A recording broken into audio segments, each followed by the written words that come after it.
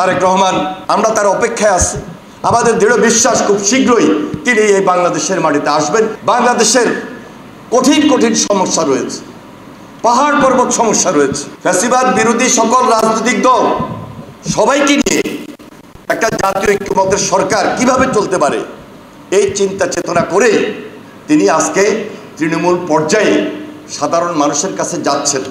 যদিও উনি দেশে নাই, উনি দেশের বাইরে, কিন্তু দেশের বাইরে থেকেও এই যে একটা কঠিন কাজ, এই যে একটা কঠিন আন্দোলন, সবাইকে একত্রিত করা, সবাইকে ঐক্যবদ্ধ করা, শুধু বিএনপিকে নয়, সকল রাজনৈতিক দল, সকল মানুষ, দেশের প্রয়োজনে, দেশের জন্য, এই যে তার সুদূর প্রসারী চিন্তা।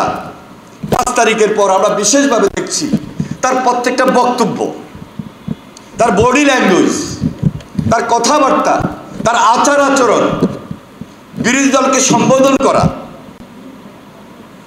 সরকারের অন্তর্বর্তীকালীন সরকারের সঙ্গে সমন্বয় করা, এই দেশের যে ছাত্র জনতার আন্দোলন তৈরি হয়েছে তাদের সঙ্গে সমন্বয় করা, তার বক্তব্যের মধ্য দিয়ে বারবার ফুটে এসেছে।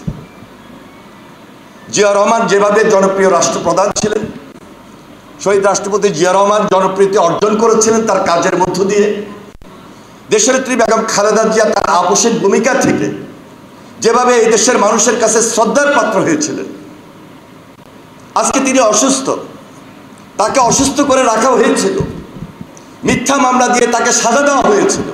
সব মশার বিরুদ্ধে সুরক্ষা দিতে এলো বসুন্ধরা এক্সট্রিম অ্যারোসল, মশার বিরুদ্ধে এক্সট্রিম সুরক্ষা।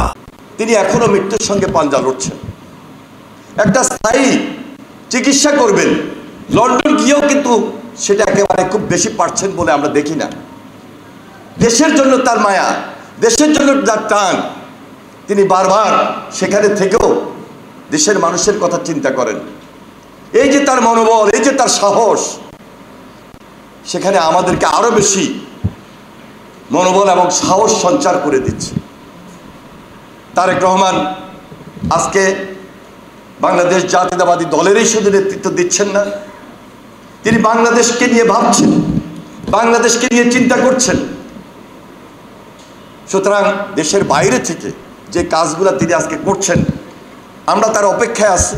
আমাদের দৃঢ় বিশ্বাস খুব শীঘ্রই তিনি এই বাংলাদেশের মাটিতে আসবেন এবং আমাদেরকে নেতৃত্ব দিবেন ইনশাআল্লাহ।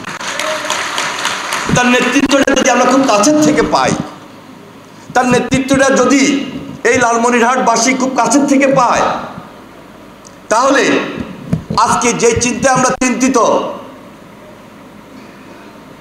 যে তিস্তার পানি নিয়ে আমরা চিন্তা করছি, তার পিতা শহীদ রাষ্ট্রপতি জিয়া রহমান ফারাক্কা আন্দোলনে নেতৃত্ব দিয়েছেন।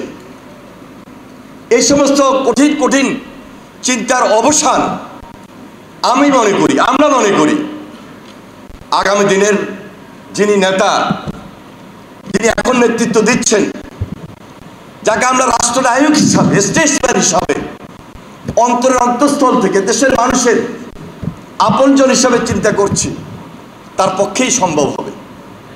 বাংলাদেশের কঠিন কঠিন সমস্যা রয়েছে, পাহাড় পর্বত সমস্যা রয়েছে। পার্শ্ববর্তী দেশ ভারত, তাদের আচরণ কি, তাদের বক্তব্য কি, নির্বাচনে তাদের অবস্থান কি ছিল, একটা দলকে, একটা ব্যক্তিকে তারা সমর্থন দিয়েছিল। তারা বাংলাদেশের মানুষের সেন্টিমেন্টকে ধারণ করে নাই, তারা বাংলাদেশের মানুষের কথাকে ওন করে নাই, তারা বাংলাদেশের যে একটা সরকার, যে একটা শাসন ব্যবস্থা, সরকার মানে জনগণ, জনগণের সঙ্গে কখনো সম্পৃক্ত হয় নাই, জনগণের কথাগুলোকে তারা প্রাধান্য দেয় নাই। যেটি শহীদ রাষ্ট্রপতি জিয়া রহমান বারবারে বলেছেন, বিদেশে আমার কোনো প্রভু নাই, বন্ধু আছে। তিনি সার গঠন করেছিলেন। তার এই জ্যেষ্ঠ সন্তান, দেশনেত্রী বেগম খালেদা জিয়ার জ্যেষ্ঠ সন্তান জনাব তারেক রহমান, তিনি আজকে জনপ্রিয়তার শীর্ষে রয়েছেন এই দেশে।